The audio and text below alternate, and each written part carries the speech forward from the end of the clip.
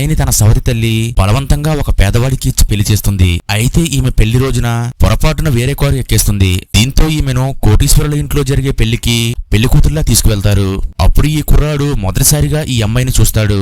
అలాగే ఈమెను చూసి తన ఫియాన్సీ పేరుతో పిలుస్తాడు. అప్పుడు ఈమె ఇతడు పొరపాటున వేరే పేరుతో పిలిచాడని అనుకుంటుంది.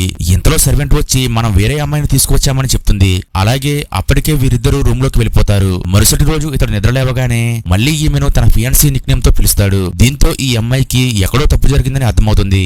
అలాగే ఇతడితో మీరు నన్ను వేరే వాళ్ళు అనుకుంటున్నారు అని అంటుంది. కానీ ఇతడు ఈమె మాటలు పట్టించుకోడు. ఇంతలో అసిస్టెంట్ పిలవగా ఇతడు పక్కకు వెళ్ళిపోతాడు. అప్పుడు ఇద్దరు సర్వెంట్లు ఈ అమ్మాయి దగ్గరకు కొన్ని బట్టలు తీసుకొస్తారు. ఈ బట్టలన్నీ మీకోసమే మీ భర్త డిజైన్ చేయించాడని చెప్తారు.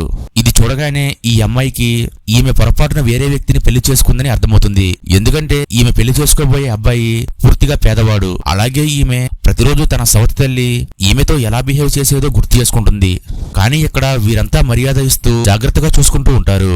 అయితే అసిస్టెంట్ ముందు మోకాళ్ళపై పడి ఈ కోటీశ్వరుడికి మనం పొరపాటు పడి వేరొక అమ్మాయిని తీసుకొచ్చామని చెప్తాడు.